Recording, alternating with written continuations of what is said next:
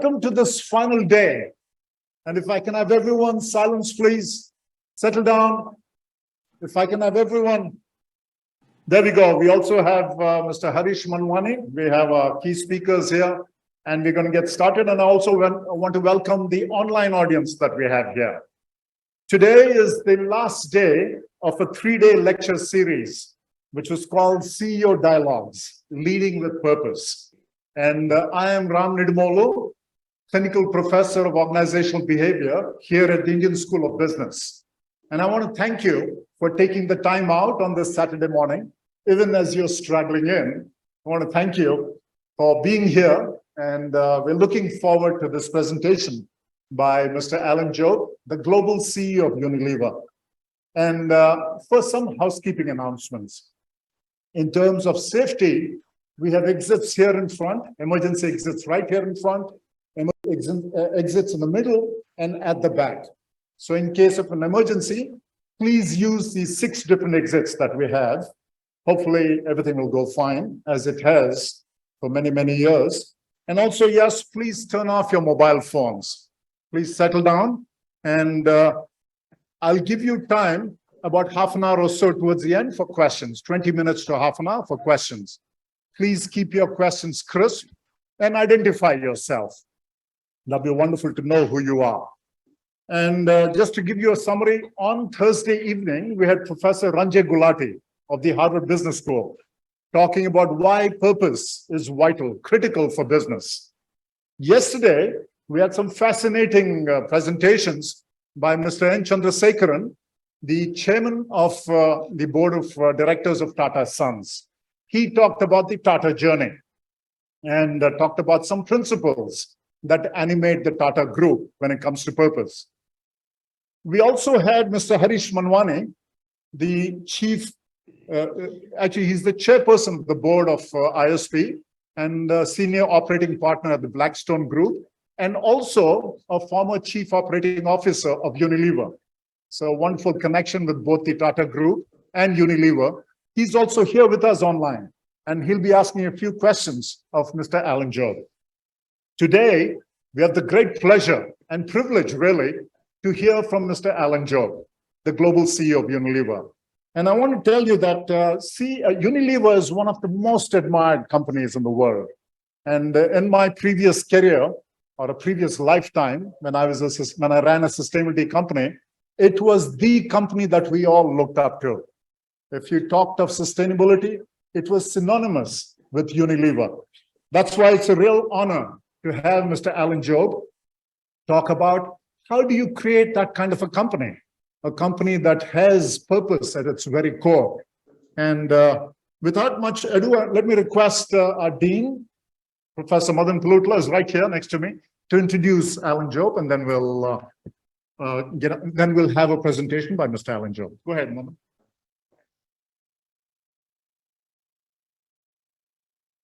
Thank you, Ram. Good morning, all. So it's a real honor and a pleasure for me to introduce Alan Jope, who, as you all know, is the global CEO of Unilever.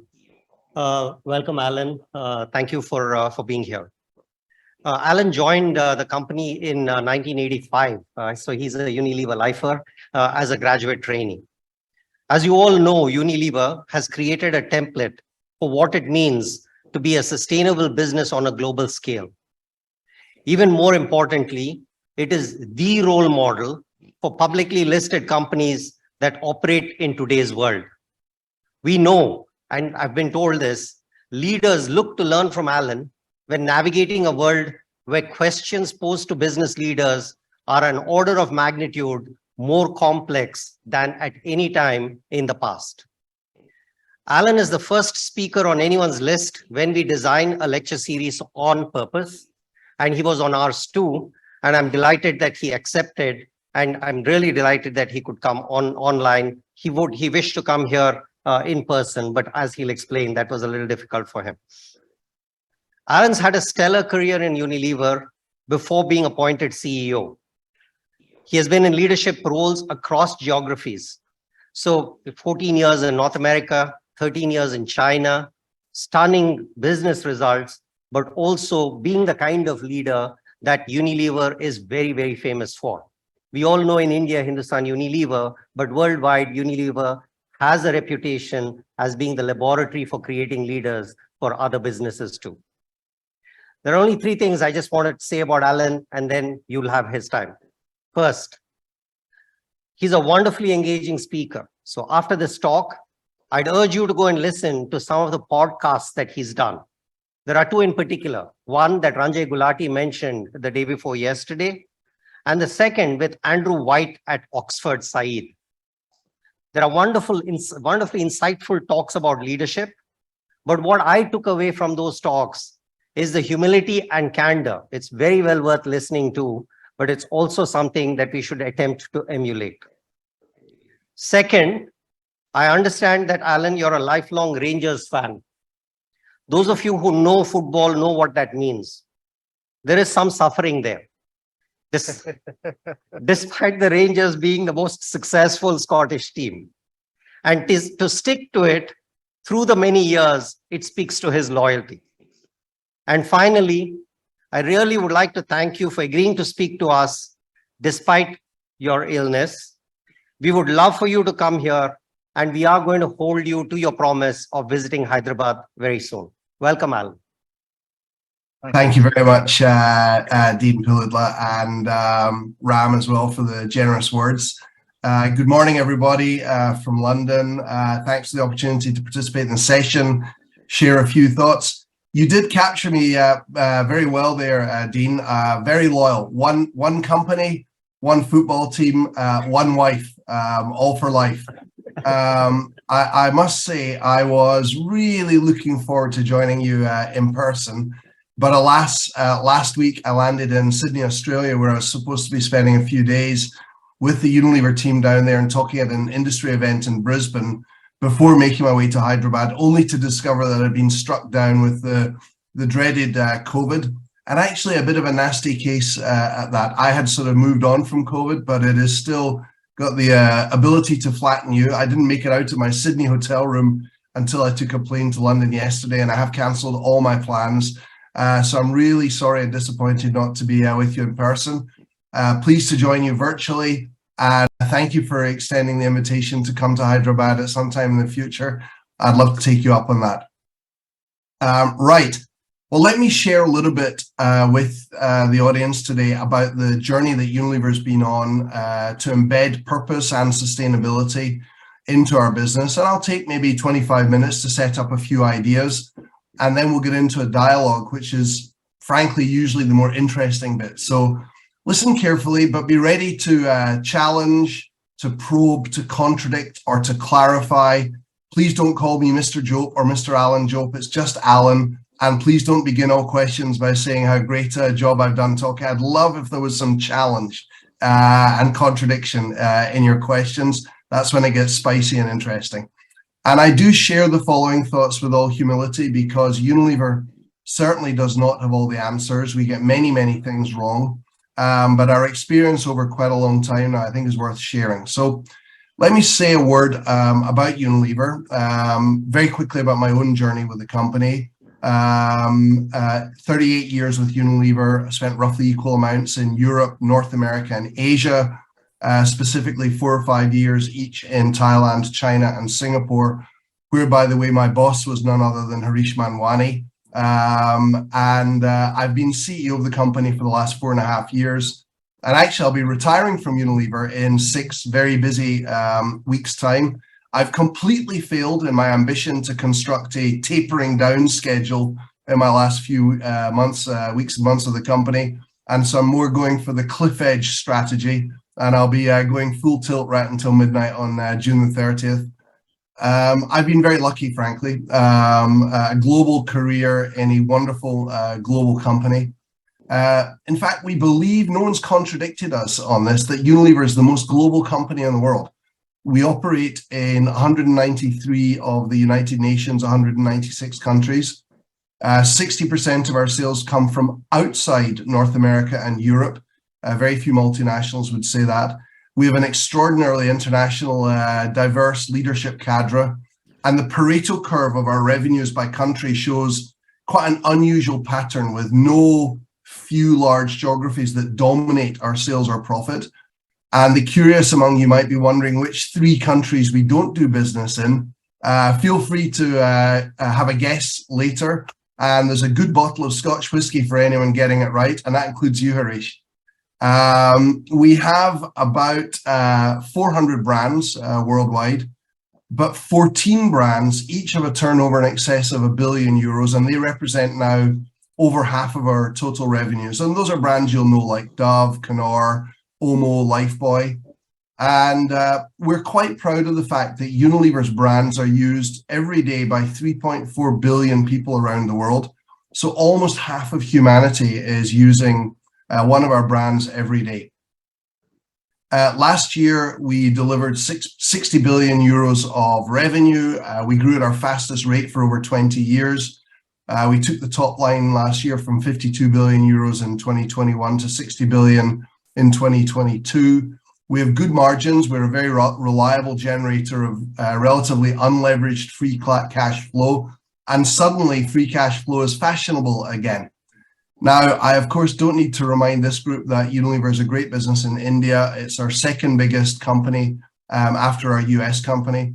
And it is truly one of the jewels in the Unilever crown, run, as you know, by Sanjeev Mehta, who over the last 10 years has more than doubled turnover, more than tripled the bottom line, and more than quadrupled the market capitalization of Hindustan Unilever. Not bad. And until just a few years ago, the business was chaired rather successfully, may I say, by none other than a certain Harish Manwani. Unilever's been around for a long time. The origins of the company as it exists today trace back to the Lever Brothers company, which was founded in 1885 in the UK. But get this, the oldest artifact that we can find is actually a land title relating to Coleman's of Norwich. It was to grow mustard seed, and you may have heard of Coleman's mustard. And the land title that was granted to them dates back to 1292. So we can trace the origins of the company back to as far back as 1292. And fast forward to the summer of 1888, and visitors to the Calcutta harbour would have noticed crates full of Sunlight soap bars embossed with the words "Made in England" by Lever Brothers. And yes, Unilever had arrived in India.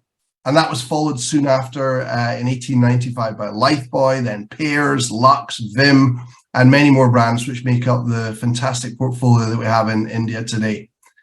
And one constant over those years since the mid-1800s has been a legacy of trying to do business with a strong mind towards responsibility. It's a long-held belief in Unilever that business can and must be a force for good. Our founder, we like to think of our founder as William Lever or Lord Leverhulme. He looked after his employees with love and with care. He provided decent housing for his employees, schooling for their children, fair pay. He actually coined the phrase "a fair living wage," old age pensions, good working conditions, and all of these were innovations at a time when those types of employment practices were far from common in Victorian England. In fact, I sometimes wonder if they're far from common in much of the world today. And this commitment to responsible business does go back to the founders, the very founders and the foundation stones of Unilever. It's been always part of the fabric of our company. But I think it's been taken to new levels over the last 15 years or so. In fact, Harish was one of the architects of the Unilever Sustainable Living Plan, or the USLP, which was launched all the way back in 2010. The Sustainable Living Plan was a hugely ambitious blueprint. It broke some new ground, including the idea that a company's growth could be decoupled from its environmental impact, and that companies should assume responsibility for what goes beyond their own operations. So we had a Scope 3 approach before Scope 3 had been invented, a total value chain approach. And those were ideas that were quite revolutionary at the time, but now are frankly, they're the minimum of what we require or should expect from well-run companies, because the challenges facing business, the challenges facing the world have only become more daunting over the last 10 or 15 years. And today we see three overarching systemic challenges, three very deep water waves, unstoppable forces that are going to shape the destiny of our societies, of our companies, the lives of our children and our grandchildren. And those three forces are the climate emergency, the continuing degradation and destruction of nature, and rampant and rising inequality. Now, of course, on top of these three deep water waves, there's lots of surface chop that does not make any of our lives or any of our jobs any easier. Plenty of acute crises, a global pandemic and other pandemics to come, worldwide inflation at generational highs, war in Europe, can you believe it? Geopolitical fragmentation, and the list goes on. But it's the climate emergency, it's the collapse of nature, and it's rising inequality that seem to us to be the big three, and in fact are the root cause of most of the other short-term acute challenges. So I think we have a choice. Do we want to allow business to be vilified as a primary cause of these problems in the world?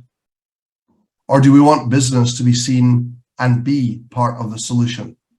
Well, I think you can guess Unilever's position. It is imperative in our view that business plays a central role in helping to combat these big challenges. Not just because it's the right thing to do, though we do feel the moral pull. No, we take action largely out of self-interest, because there's an overwhelming and increasingly compelling business case, a business case for change that has four elements. One, driving growth. Two, reducing cost. Three, mitigating risk. And four, attracting and retaining the best and the brightest talent. Now, I'm not going to go into detail about this business case and the compelling evidence, but I would be delighted to do so in the Q&A if anyone is interested. Actually, I'm not going to spend any more time arguing that there are big problems out there, nor am I going to spend more time arguing that business needs to be part of the solution. I think I'd prefer to provide maybe an optimistic assessment of some rising pressures on us all to make changes, and one or two practical pieces of advice about how to put those pressures to work in our companies as drivers of performance and drivers of competitive advantage. So let me lay out a list, and it's a list of some of the pressures that I think are helping more companies realize that the status quo is not an option, and that putting sustainability and purpose at the heart of what we do makes good economic sense. So first, global frameworks have been set. The Paris Agreement, COP15 on biodiversity, the United Nations SDGs, the Sustainable Development Goals themselves, and so on. And these frameworks give us common language. They give us aligned reference points. Everyone in the room knows what we mean by 1.5 degrees. And they give us shared ambition. Second, we're being pushed by the scientific reality, which is sadly worsening. In 2015, 1.5 degrees was seen as a target. But I would commend the work of Johan Rockström and his team at the Stockholm Resilience Institute. They're the crew that came up with this idea of planetary boundaries. And they tell us now that 1.5 degrees is not a target, it is a limit. The tipping point that will occur when we go beyond 1.5 degrees is irreversible. So we get into runaway climate change beyond 1.5 degrees. 2 degrees is not good enough. And that scientific evidence is becoming clearer and clearer. Third, the impacts are simply more visible. I'm sure that almost everyone here realizes that the climate emergency is not a tomorrow thing. It's not a today thing. It's not an abstract concept, the climate emergency. It's a practical consequence. And in his best-selling 2020 novel, Ministry for the Future, a scientific fiction writer called Kim Stanley Robinson opens with a deadly heat wave in India, which kills more than 20 million people. And I only wish that this would remain science fiction, but I fear it's becoming reality. Last year, we saw shocking floods in Pakistan from a combination of heavier than usual monsoon rains, compounded by abnormal glacial melt. And both of those, of course, linked to climate change. And I'm telling you, it's very hard to sell Lifebuoy soap in Pakistan when your distributors are underwater. Multiple record-breaking heat waves are occurring across North America, across Europe, across Africa, and now Asia. Unprecedented forest fires, widespread destruction in California. And it's very hard to sell Dermalogica skincare when smoke and forest fires are choking your skin therapists. Or social disharmony, cultural wars, populism, isolationism.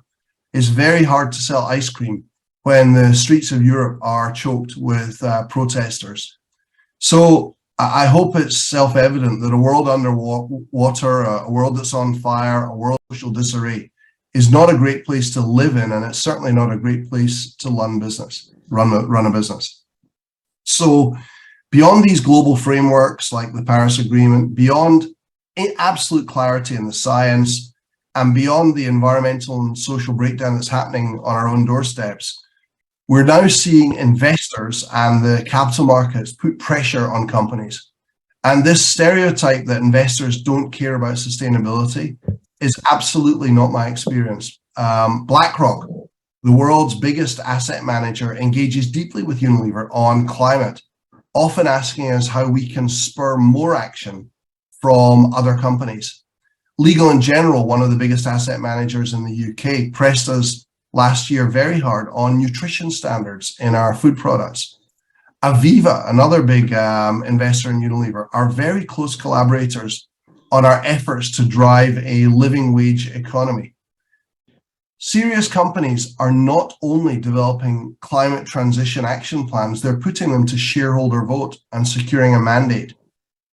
Progressive activist investors are pushing the laggards. You'd never heard a couple of years ago of Engine Number One. It's a frankly tiny little fund, but they collaborated with and mobilized big players like State Street and Vanguard and forced a change of board composition and a change of climate strategy at Exxon, no less. So the capital markets are moving fast. If that's not enough, there are more tailwinds. Governments are acting. The Paris Agreement is being translated into national law, into policy, into regulation. The UK's Climate Change Act, the European Union's Green Deal, the US Inflation Reduction Act, and India's Panchamrit commitments. So governments are mobilizing. And then sixth, I wonder if you're seeing this as well.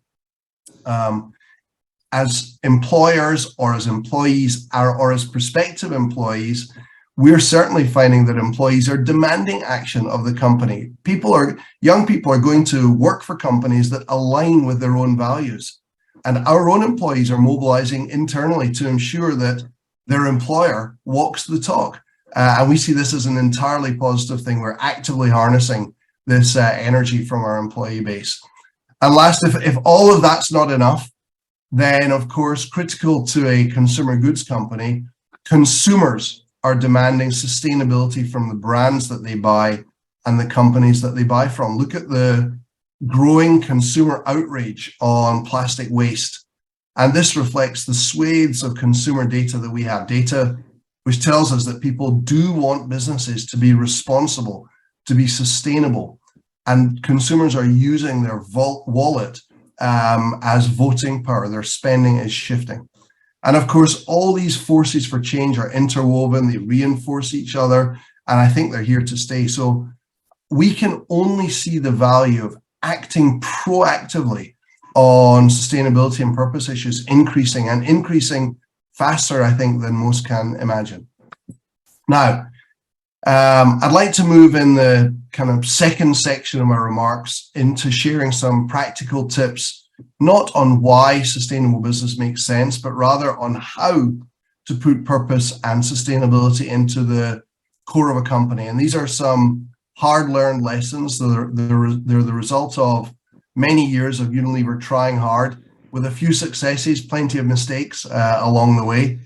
And let me organize these thoughts around strategy, governance, leadership, incentives, and culture. So starting with strategy. Today, we run Unilever according to a strategy called the Unilever Compass. We no longer have a separate sustainability plan and a separate business plan. We simply have a business strategy that expresses our business choices and our priorities, and as our sustainability commitments and plans fully embedded. And one choice that we've made is not to keep the company strategy a secret. And so the whole Unilever strategy is available on unilever.com.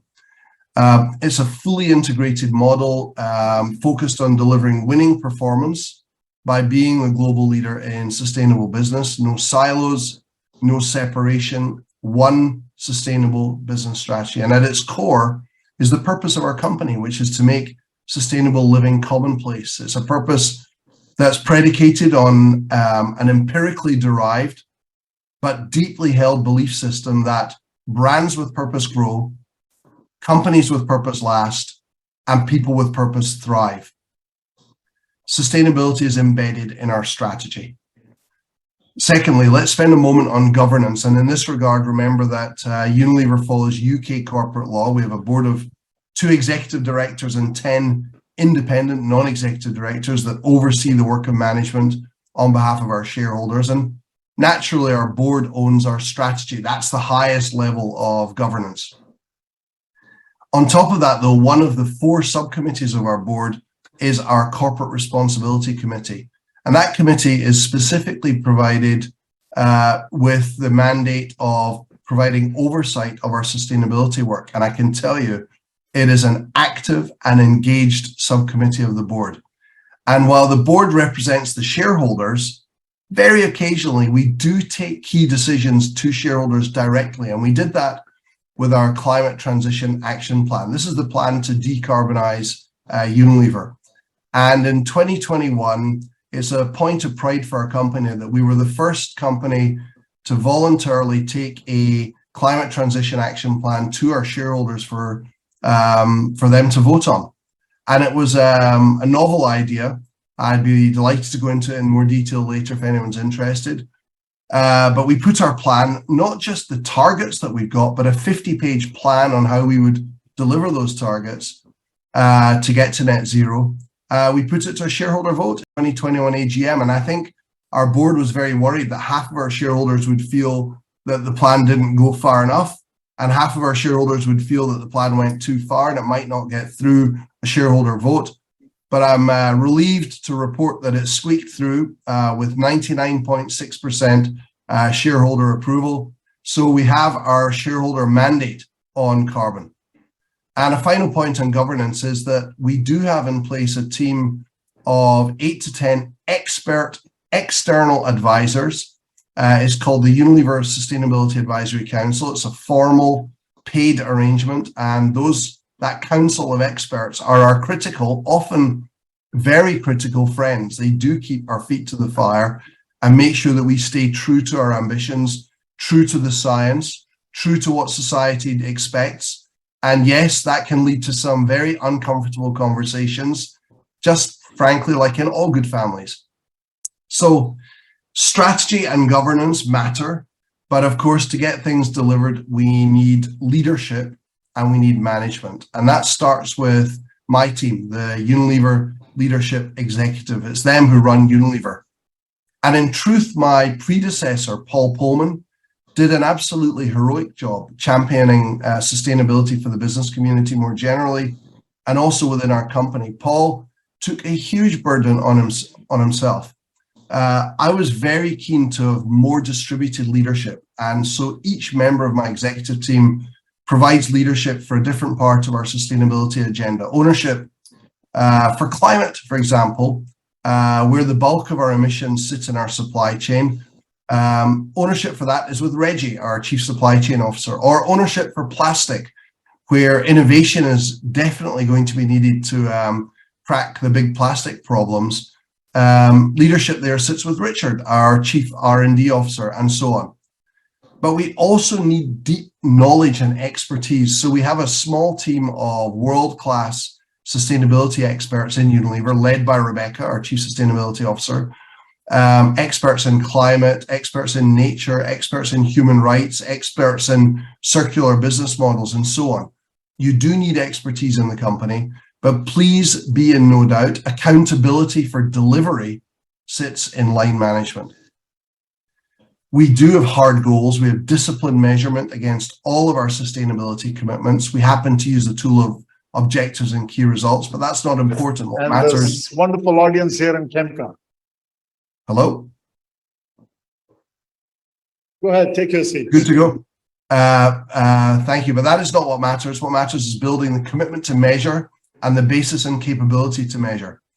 And if anyone in this discussion is not a bit worried about the looming demands on business to report non-financial metrics, then it means you're not paying enough attention. This is going to be a huge challenge for businesses in the coming years, but progressive companies should welcome it. Only through standardized and mandatory measurement of non-financial metrics is the cost of capital for those who pollute less, those who cherish nature, those who pay people properly. Only when those get measured will their cost of capital fall relative to their less far-sighted peers.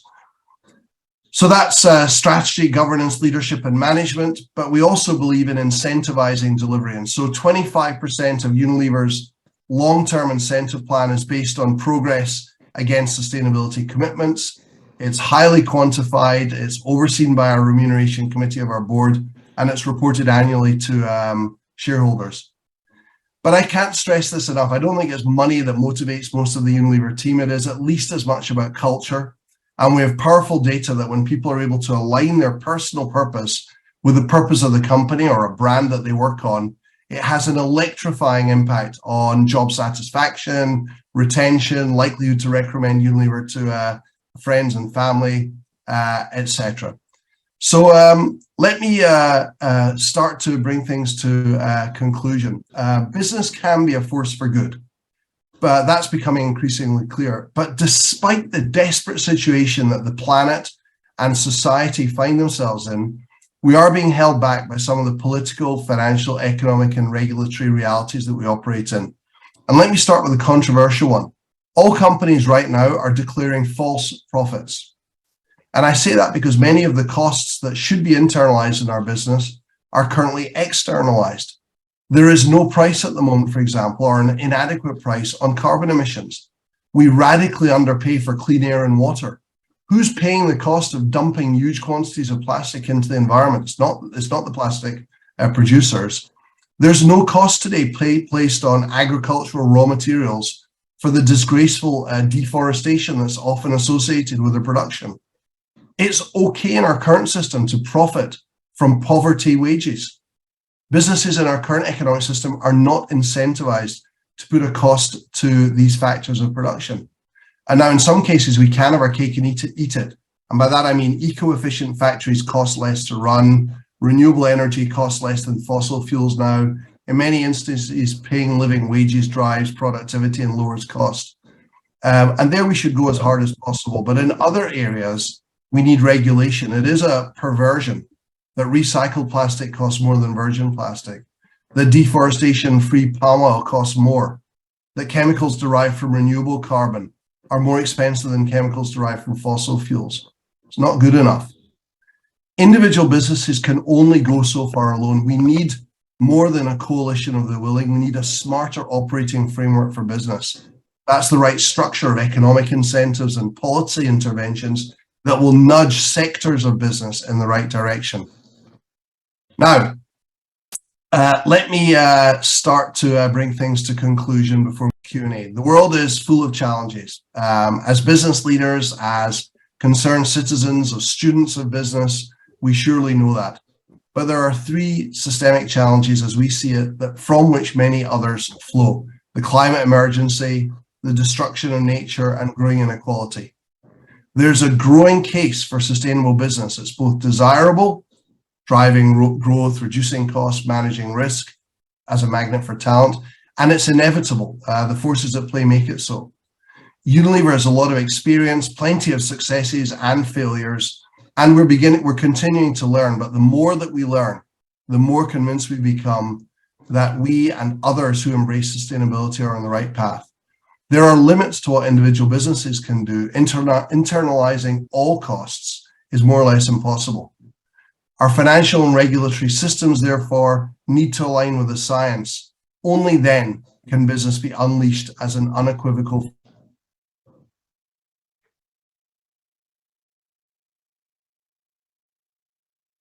capacity to develop and scale solutions for many of the world's challenges. Businesses applying that very ingenuity, that inventiveness to the task of solving these big crises today. There is better alignment of economic, environmental, and social outcomes, but the pace is too slow. My biggest fear as CEO of Unilever is not whether our quarterly financial performance falls short of or exceeds expectations, as we have been doing recently. It's that the climate, nature, and inequality crises spiral out of control faster than the world is taking serious action, because I believe deeply that the successful businesses of the future will be those that manage to align their commercial interests with making a positive social and environmental impact. Thanks very much for listening. And Harish, over to you to get the discussions going. Thank you very much. Thank you, Alan.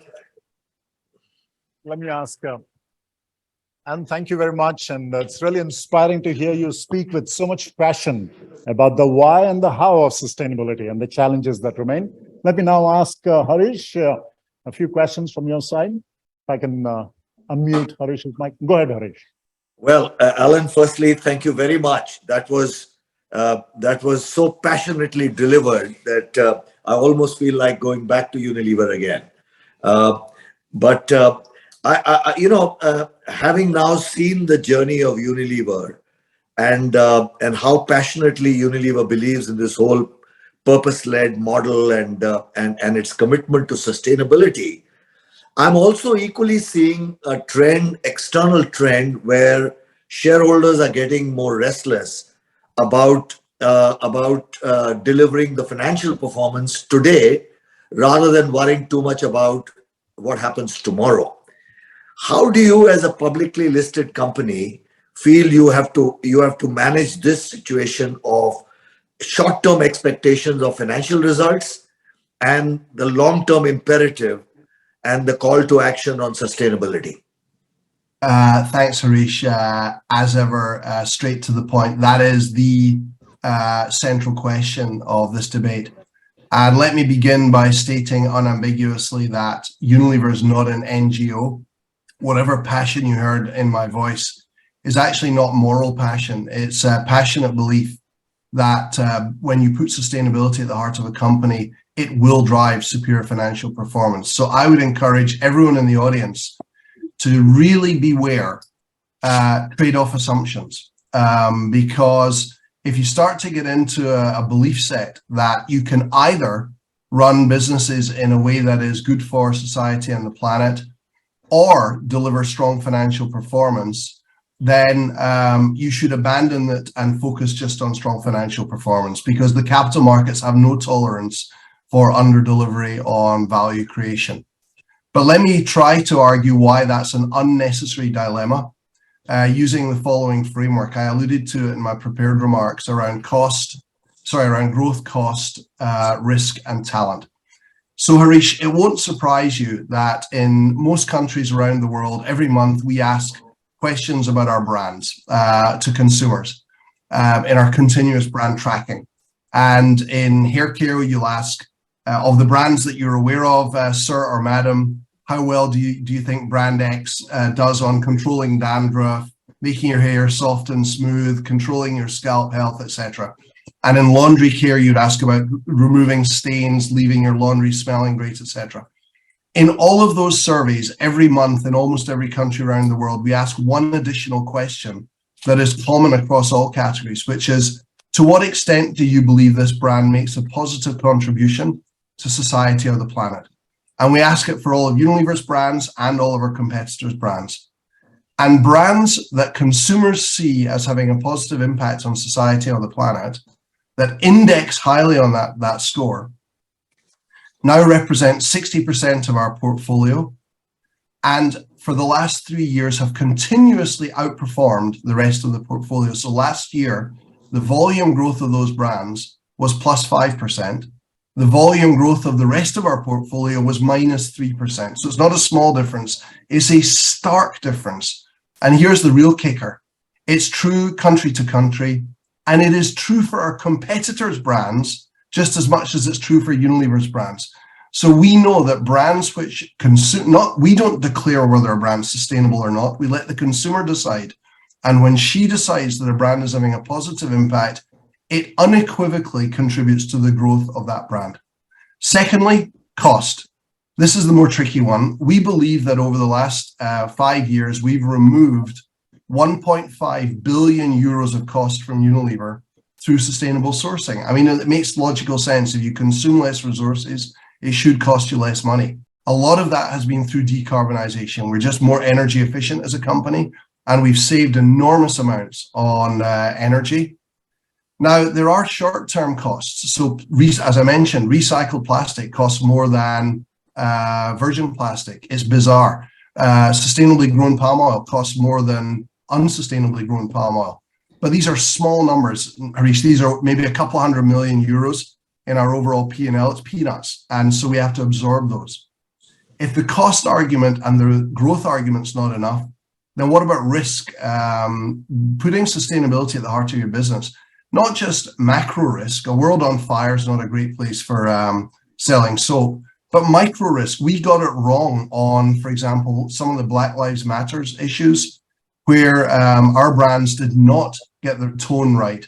But because we'd been working with the Black community in the US, for example, for years with our Dove brand, they came rushing to our support, even when we'd stubbed our own toe.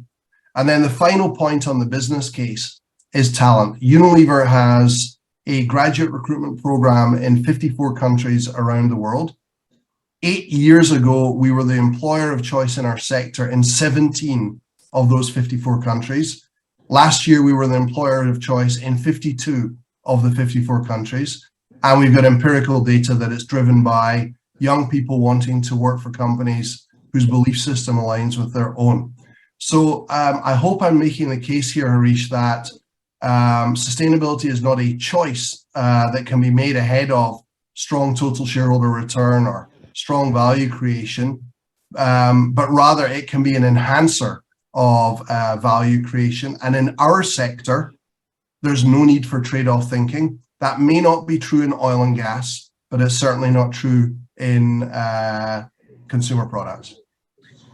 Thanks, Alan. I think as we always said in Unilever, and I'm sure we continue to say it, that we can do well and also do good, or doing well by doing good. And I think that's really the mantra that you're talking about. One last question from me before we open it up. You said we operate in 193, or you operate in 193 countries.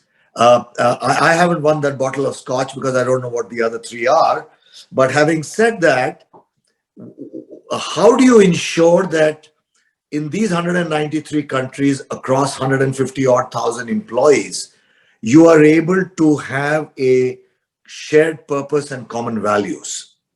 Yeah, well, Harish, part of the answer is in the remarks I made about making sure that sustainability is embedded in the strategy of the company, in the governance of the company, in the management of the company, in the measurement of the company, and in how we reward our people. That helps. Secondly, it has to come from the top.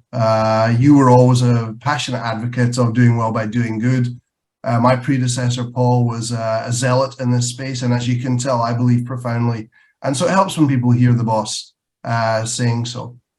But maybe of more importance is that this concern for society and the planet that we see in consumers is more deeply felt in markets like China, in India, in Africa, in Latin America. It's where the air is polluted.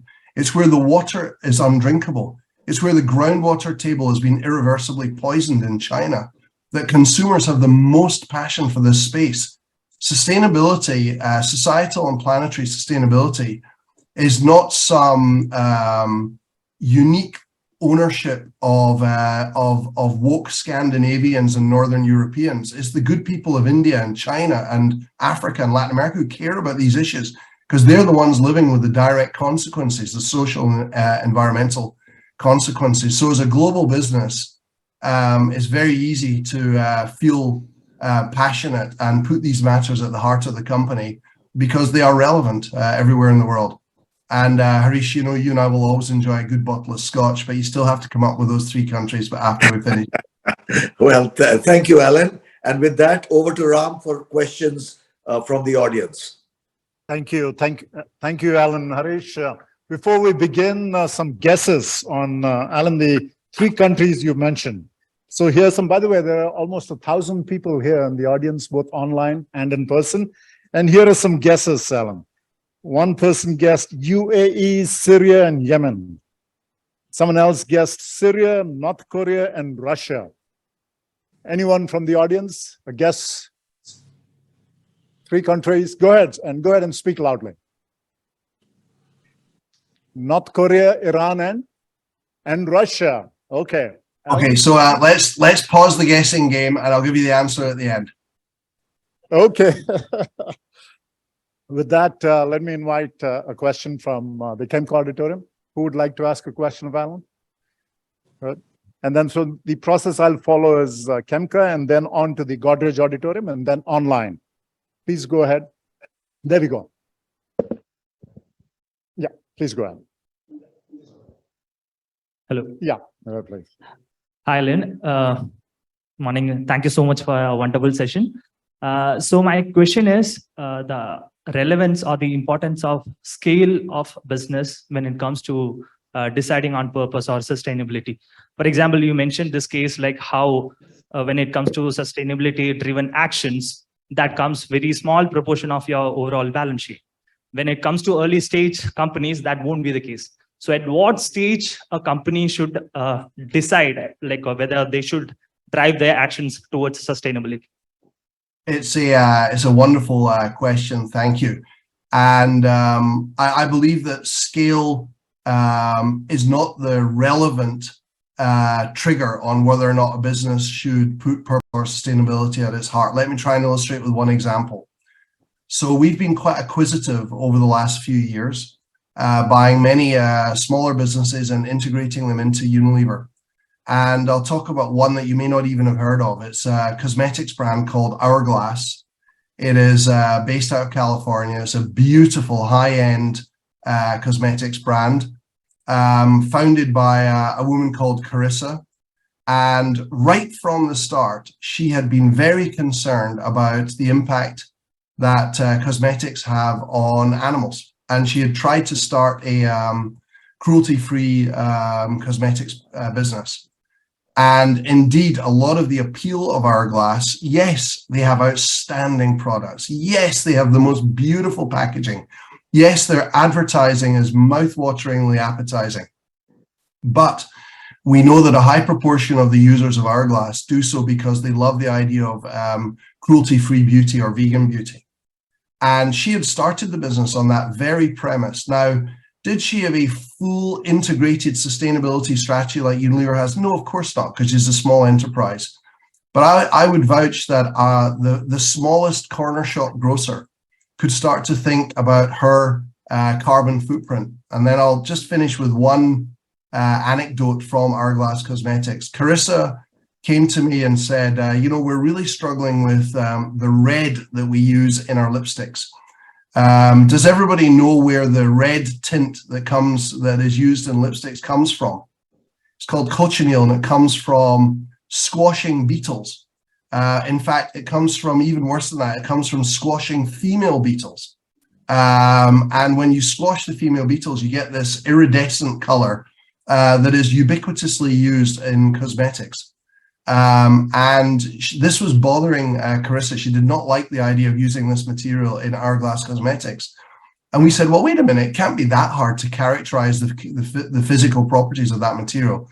So we put the Unilever scientists onto it, and they indeed were able to come up with a combination of 2 synthetic ingredients that gave a cruelty-free replacement to this material that's been used literally for millennia in cosmetics.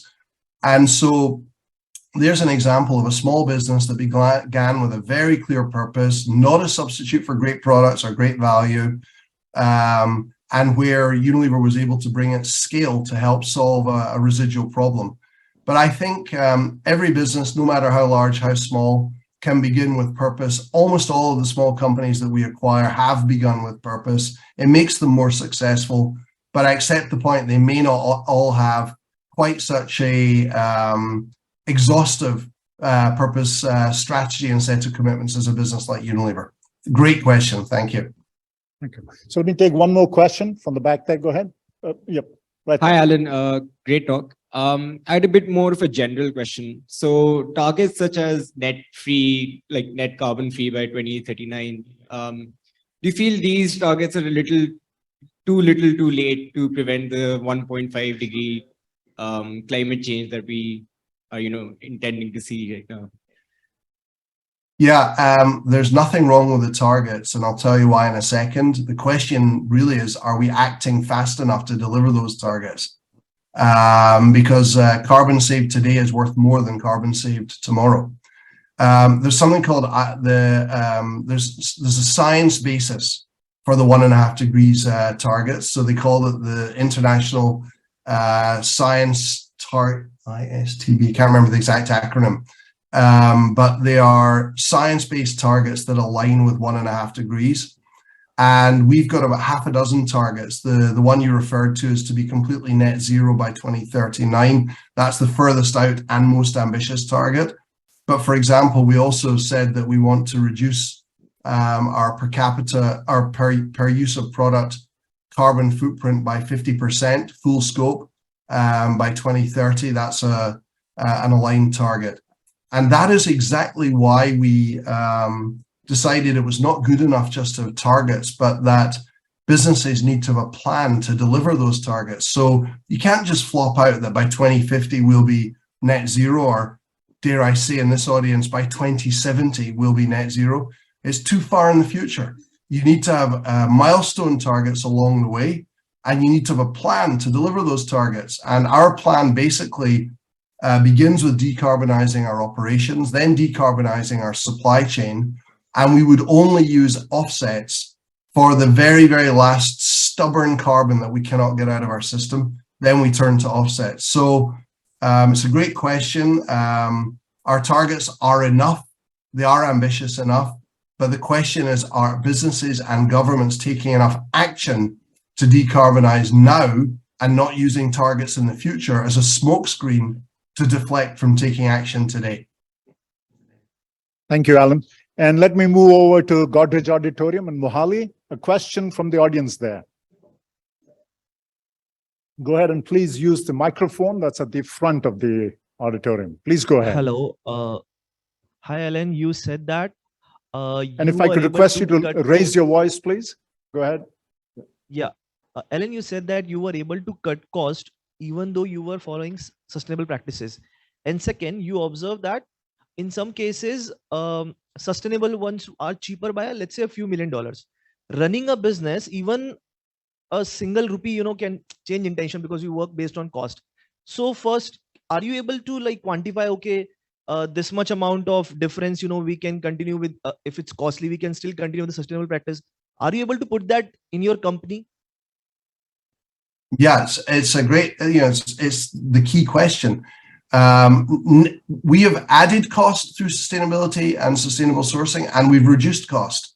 Net effect is that we've taken out 1.5 billion euros of cost over the last 5 years. So start from that premise. Unilever would have 1.5 billion euros less to invest in our brands today had we not followed sustainable sourcing. And a lot of it is through the happy coincidence that when you decarbonize your business, when you take energy out of what you're doing, when you improve insulation, when you learn how you can manufacture products at lower temperatures, when you shift from grid electricity to solar and wind powered electricity, it all saves money. There are places where, let me stick with the example of recycled plastic. We desperately want to use recycled plastic because it will stimulate the system to collect and recycle material instead of letting plastic drift into the environment. Plastic's a wonderful material, but it deserves to stay in the economy, not in the environment. And at the moment, depending on where you are in the world, at the moment, recycled plastic resin costs 5 to 10% more than virgin plastic resin. Now, it turns out that's not true in Latin America. In Latin America, recycled material is actually cheaper because there's plenty of it. So the way we're dealing with that is we are time phasing it. So we've said that by 2025, we want 25% of the plastic that we use to come from recycled sources. And we're going to easily exceed that goal so that we allow the system time to catch up, so that we allow producers to put in place the recovery and recycling systems. And we're working with governments to put in place what's called EPR, Extended Producer Responsibility, which is effectively a tax on plastic that doesn't just go into the general treasury coffers, but gets reinvested in collection and recycling infrastructure. And that will in turn bring down the cost of recycled plastic. And so you'll get that virtuous cycle going. So yes, sometimes there are costs that need to be borne. And the way to do that, the way to handle that is to make sure you have more savings on the other side of the ledger to offset them. And secondly, to time phase it so that you can allow the system to catch up and deal with the economics. So that it's not all easy choices, but net, please do not get trapped into the belief that sustainable business is more costly business. It is a false and dangerous paradigm that is being used by companies as an excuse not to take action. Do not be part of that conspiracy. Thank you. Thank you. And here's a question from the audience, and from the online audience, Alan. Given the global footprint of levers, what is your view on India's leadership in the sustainability space? Any thoughts on that? Yeah, a good rule of thumb for those of you who become chief executives in future is to stay away from geopolitics. And so what I would like to say is that India, in so many ways, sets the standards for Unilever worldwide. Some of our very best leaders, many of our very best leaders come out of India. And so it is true on sustainability. So our Indian business was the first company in Unilever to become net zero on plastic. In other words, we recover and recycle more kilograms of plastic from the environment in India than we use in our business. And it's done across the country, close to the points of consumption. Secondly, India has already put in place programs, Hindustan Unilever has put in place programs that will save 2.4 trillion liters of water. So why do we do that? Well, the reason we do that is because 60% of our manufacturing in India is in locations that are water scarce, where the water is in short supply, where we're in danger of losing our license to operate because water is not available to make our products or run our factories. So of course we work with the communities to put in place water saving schemes. And just to give that some sense of context, 2.4 trillion liters is 2 years worth of drinking water for the entire country of India. And we have programs in place that are preserving that much water to give our operations the right to run. So, and then maybe one where I will compliment the government, which is the work that we do on sanitation and hygiene, where the government is an utterly fantastic partner to us in setting up things like Suvidha centers, providing sanitation and clean water in some of the informal housing in the major urban centers of India, where we've now found a way of doing that at ultra low cost to the community, and actually where Unilever makes money from providing that service. So these big problems that we're talking about here, climate change, destruction of nature, inequality, the private sector cannot solve them alone. They require collaboration across private sector, civil society, government, academia, concerned citizens. And India is as good a place to get that done as anywhere else in the world. Thank you, Alan. Given that a large portion of our audience actually hires MBAs, and another large portion applies to these companies for jobs, do you feel, so it's a common set of questions here, do you feel that sustainability and purpose will become a major talent recruitment kind of an option for companies Do you see that becoming important? And how is it at Unilever? Yeah, I mean, I already gave that data point on our graduate recruitment programs and how important sustainability is for young people who want to join the workplace.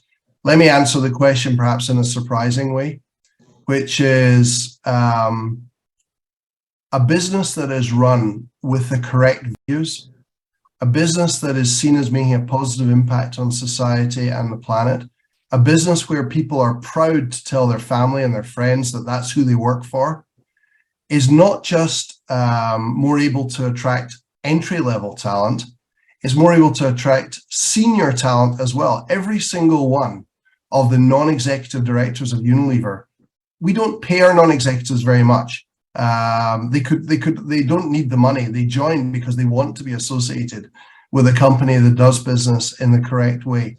We attract lots of senior people. We believe in a grow and build talent model. So of course we grow most of our own talent, but we also hire senior people in. 100% of the senior people who join Unilever do so because they're attracted to the values of the company. So this is our absolute secret weapon on talent acquisition and retention, is the sustainability mission and the values of the company, of course at junior levels, but also at even the most senior levels of the business. Thank you, Alan. And here's a question that I wanted to ask you. In this area of sustainability and purpose, what keeps you up at night? What are you worried about? What is it that you're very concerned about and perhaps stay up in the night thinking about? Plastic. Plastic. Okay. And why so? I think because I think carbon is an invisible challenge, but one where we have quite good solutions being developed, and there will be scientific breakthroughs around direct air capture of carbon and so on. But plastic is a highly, highly visible problem. And there's really two types of plastic. There's rigid plastic, which is bottles, etc. And the economic system to capture and recover bottles is viable. So there is enough value in a bottle, a used bottle, for the system to capture and reprocess it. But the other type of plastic is what we call flexible. So those little sachets and pouches that you see everywhere. And unfortunately, if you wade into the seas of Southeast Asia or off the coast of India, there is just too much plastic in there. It's a highly visible problem. And we are putting enormous amounts of innovation resource on papers with micro barriers, on whole new forms of material that can allow us to eliminate flexible sachets, flexible plastic over time. But we haven't cracked it, and I'm ashamed of the amount of litter that's in the world that's got a Unilever's brand name on it, and that keeps me awake at night, both from a moral and from a business risk perspective. Thank you, Alan. Shall we reveal the names of the 3 countries now? Okay, so there's of the 196 countries, Unilever has on-the-ground operations, name, address, company, employees in 101, and we have distribution arrangements in 92 countries where we've got a formally appointed distributor. The 3 that we don't are North Korea, for obvious reasons, okay, Antarctica, because there's no shops, and would you believe it? Would you believe it, a small territory off the west coast of Africa called Sao Tome and Principe. And our international team have assured me that by the time I retire in 6 weeks' time, the number of countries that Unilever doesn't have a managed operation on will no longer be 3, it'll be 2, because I think we're in the process of appointing a distributor for Sao Tome and Principe as we speak, and that will leave just North Korea and Antarctica. Wow, it's amazing. Thank you. And Harish, any concluding thoughts, any quick comments? If I can just request Harish's microphone. Harish, go ahead, please. Yeah, no, well, I just wanted to use the opportunity to thank Alan for having sort of come to this talk, even though he's still in the process of recovery. You would never have believed it. And thank you, Alan, for sharing your great insights. And as always, it's been passionately delivered. and I'm sure of great benefit to a large number of audiences here who must be all queuing up now to join Unilever. Thank you. Please do. It's a great place to work, and thank you very much indeed to ISB. Again, apologies that I can't be there in person. I look forward to visiting one day, hopefully, if I'm invited back. And meanwhile, everybody, thanks very much for your attention this morning, and have a wonderful weekend, what's left of it. Namaste, and thank you very Alan. much. And we'd love to have you here. Thank you very much. Thank you. Thank you. And Bye. thank you. So we'll take a few minutes break. Thank you again, Al. Thank you, Harish. Thank you, Alan. We'll take a few minutes break, and then we'll have a lead review for the PGP students online. Thank you again to the participants online who logged in. This concludes our broadcast for them, and others are welcome to stay in the lead review in person, but this is primarily meant for the PGP audience. And again, thank you all for being here 3 days in a row, Thursday evening, Friday morning, Saturday morning. Hopefully this was of benefit to you, that you enjoyed it. And let me just take maybe any quick thoughts from anyone in the audience, quick thoughts on this series. Let's take a microphone on.